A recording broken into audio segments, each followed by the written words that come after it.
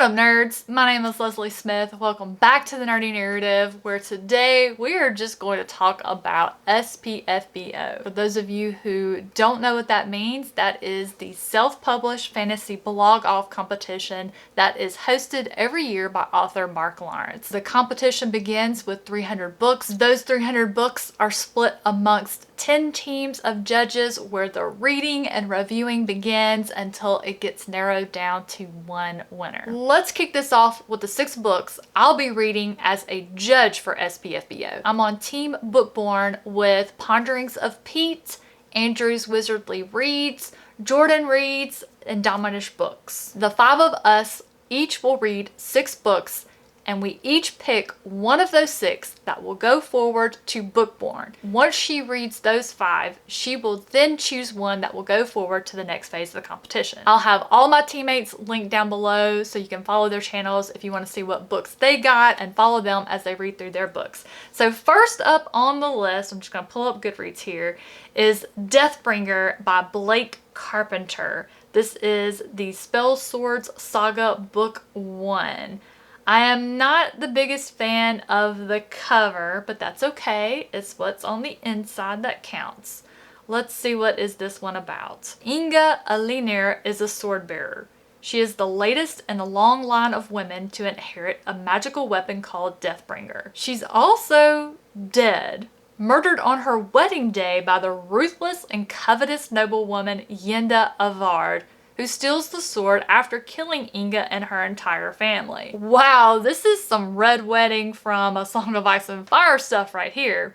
I think I'm gonna love it. And yet, some secrets won't stay buried. Those are the best kind. Deathbringer has a will and a consciousness of its own. Okay, now I'm getting Brandon Sanderson Nightblood vibes up in here, and I am living for it. I love sentient objects, and y'all, if this is your first time experiencing me reading book descriptions, I can't just read the description. I comment on it. I am so sorry. Okay, so Deathbringer has a consciousness and a will of its own, and even has the power to raise Inga from the dead for a short time.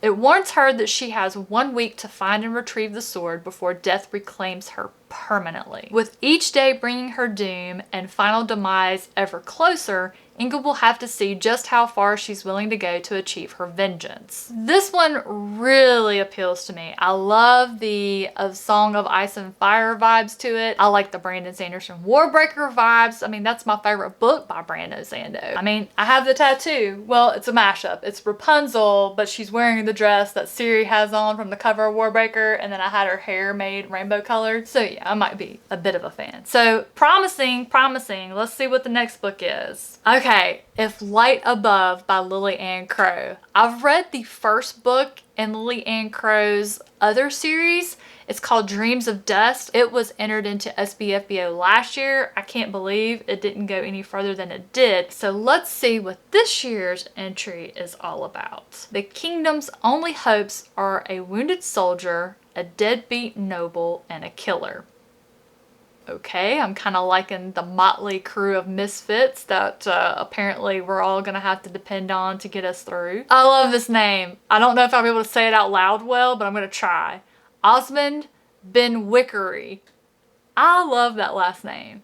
Osmond Ben Wickery, a former captain general in the King's army, burdened by a useless left arm and a dwindling sense of self-worth, has been hired for the most important job of his life. The young queen is dead, the newborn prince is missing, and the king has narrowly survived assassination. Osmond must solve the treacherous plot before either the infant prince is lost forever or the king's assassins return and succeed. Fry, a hired blade with a bloody reputation, wants nothing more than to numb the pain of the past. Tamrian Kento, an idealistic young nobleman with a clever tongue, can't seem to stay out of trouble. That's probably going to be my favorite character right there. When their paths intertwine, Fry and Tamrian find themselves dragged into dangerous complications that will change the way they view the world, themselves, and each other. Shinoan Alva, castle seamstress and dressmaker to the late queen, slips among the shadows watching the deadly game of power unfolding in the capital city. Lily picked some great character names. But what secrets does Shinoan hide behind her peculiar smile and mismatched eyes? Is she simply another pawn, or will she have the nerve to play? The game is conspiracy and the pieces are set. As fate weaves these four lives together, events unfold that will threaten their kingdom and challenge their very beliefs. Can they put aside their differences and band together long enough to hold back the darkness? I'm intrigued. I think I'm going to love it. Like I said, I've read Lily Ann Crow before. 5-starred the book that she entered into SPFBO last year, so I'm really excited to read this one. Let's see what our next one holds for us. This one is Nascent Witch by Melissa. I don't know if it's Bobe or Bobby. I like Bobby better, so we're going to go with Bobby. Alright, so what is Nascent Witch about? Selah Glasser is hurrying to one of her many temp jobs when she nearly runs over a talking cat named Sable. Okay, we're already off to a great start. I love talking animals, especially cats, because they're so sassy. One of my favorite books I read last year was Karen Healer's book. What was the name of that book? It had a talking cat that liked to shoot people. The cover has like a card on it. I have forgotten the name of the book. I'll link the review for it because it was just fantastic. Oh, The Splendid City. The Splendid City. That's it. Anyway, watch that review. It's a great book. Okay, back to Selah Glasser and the talking cat named Sable. He reveals that Selah is a soon-to-be witch and he's going to be her familiar. That's just like a cat to tell you what you're going to do. For a 27-year-old failed artist with heaps of student debt and no career prospects, this is pretty groundbreaking news. As Sable prepares Selah for her nascent eve, which is a witch's ritual initiation, she finds herself dreaming of witches she's never met before. Then, Selah meets what very well might be the man of her dreams, or at least the one to save her from an endless purgatory of dating apps, if only she didn't have to hide her witchy destiny from him. Oh Lord. But when Selah's nascent eve goes awry, she and Sable learn that unseen magic from her past is starting to wreak havoc on her already chaotic present, putting that witchy destiny of hers in jeopardy. Selah has to figure out how to control her powers before things get worse, but a visit home reveals that fixing the past might be much more complicated than Selah or Sable realize. And when the witches from Selah's dream begin to appear in real life, questions arrive about exactly what kind of witch this frazzled millennial really is. All of this would be a hell of a lot easier to deal with if Selah didn't have a magical stalker interrupting all of her most romantic dates and if her familiar's ice cream addiction wasn't driving her further into debt. But what's a witch to do?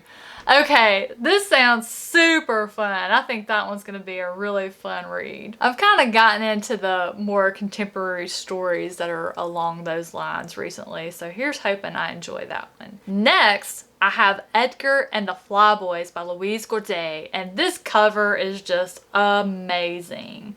What is this one about? In 1849, soul runner Hamlin Russell arrived in Baltimore to transport Edgar Allan Poe's soul into the afterlife. Wait, what? Let me read that again. In 1849, soul runner Hamlin Russell arrived in Baltimore to transport Edgar Allan Poe's soul into the afterlife. Okay, I'm intrigued. A lover of the arts, Hamlin had a change of heart and gave the author a second chance at life in exchange for finishing his magnum opus. 172 years later, Hamlin returns to find the author hopelessly blocked, his dark muse stolen by the grandson of Pandora, and the manuscript unfinished. Hamlin must find a way to get Poe's muse back, help him finish his masterpiece, and then transport the author into the afterlife without alerting his supervisors. If it's found out that Hamlin has created another second chancer, he will face almost certain damnation. Hamlin believes he can get the muse back, but when the soul runner gets shanghaied to hell by a vindictive demon and the 12th angelic corpse is dispatched to retrieve him, Hamlin's damnation seems like it might be inevitable. I'm all in. I mean, Edgar Allan Poe, we got angels, we got demons. That sounds like that's going to be fun. We got 2 left. So let's see. We got Fairy Door by V.A. Boston. I'm not a fan of that cover. If the font on the cover was different, I would like this one more. Like if Fairy Door was at the top and maybe bigger blocked, but the letters were like hollow so you could see through them so it didn't really affect the cover art, I think I would like it more. What have we got to look forward to in this book? It only took one word: deal. After years of neglect from her father, Evelyn has had enough. But when a purse of infinite gold, a fairy, and a trade shatter what little relationship she has with her father, she resolves to set things right. Aided by a magic compass and a talking instrument, she now seeks 3 magic keys and their magic doors to find the fairy once again and recover what was lost. So this one sounds a bit like a video game quest. She broke their relationship. Now she'll brave the Fae to fix it, if she can get there. Well, we love a good quest trope, so looking forward to seeing how that one works out for me. So the last one is the Fae of Castle Garden. I like the cover. Let's see, what do we got here? New York City, 1859. On Samhain night, I'm already like, yes. A mage pledge to the wild hunt. Also, yes. Oh my gosh. New York, Samhain, wild hunt, and I've probably you've all already forgotten. Let me start over and try not to interrupt myself. New York City, 1859. On Samhain night, a mage pledged to the wild hunt is violently murdered. Tensions between the hunt and Triana, Fae Queen of Central Park, heat up and threaten to boil over into a full-scale conflict. Sophia de Bendetti, mage and musician in Triana's court, has her hands full making enough money to support herself and help women who are down on their luck in the rough corners of the city. Now a Fae war looms and a mage killer is on the prowl. Everything Sophia has built since immigrating and her life itself is at risk. With the help of a cat she and a tempestuous storm fae, Sophia must find the murderer before the streets of the city erupt into a magical battleground.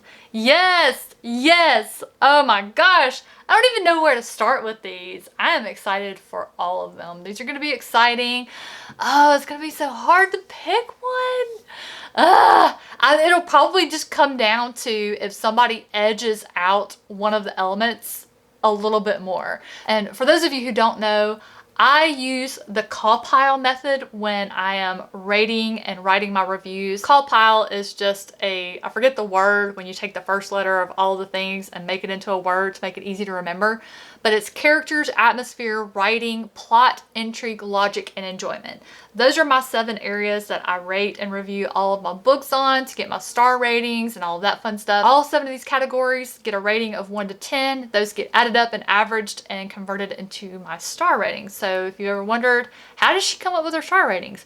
That's how. Those are the 6 books I'm going to be reading, reviewing, choosing one to go forward to Bookborn. My teammates and I did discuss with one another, if we have a book that is not our style, is not jiving with us, but we want it to get its fair shot, we will offer that up to one of the other teammates to read and review and judge to see if that one actually should go forward. We're doing our best to make sure each author gets their fair shot. But those are my 6. They all sound fantastic to me. I don't think I'm going to be offering any of mine up. I'm going to be greedy and keep them. Out of the 300 books entered into this year's competition, I'll be reading those 6. I've actually already read and reviewed 6 of the other entries. I have 12 other books that I have already accepted for review from other authors who entered the competition. And in addition, I have 9 more that I found that entered that I want to read. I think this is going to be one of the toughest years to pick a winner. I think the book that wins it this year is going to win by a hair's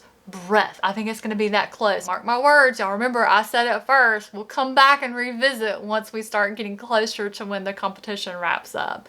But those are all of the books that I will be reading for SPFBO, plus the ones I've already read and reviewed, which I'll have linked below if you want to check any of those out and see what you think. I am incredibly excited to be a part of SPFBO again this year. I had so much fun doing it last year. My teammates and I have already had a lot of fun chatting with each other. Friendly fighting and throwing of elbows over the titles we each wanted out of our 30 allocated books. It has been highly entertaining, so much fun, and it's only going to continue over the next few months. I can't wait, and I hope you're going to follow along on SPFBO's journey this year. If you want to see all 300 titles, if you want to see all of the different judging teams, I will link Mark Lawrence's blog down below. He stays on top of that blog. He keeps everything updated. You can see every phase of the competition then daily updates, reviews linked, all of that fun stuff. So I will have that link below so you can keep up with the competition. Thank you all so much for watching. I hope you enjoyed hearing about the books that I'm excited to read for SPFBO, and I will catch you in the next one.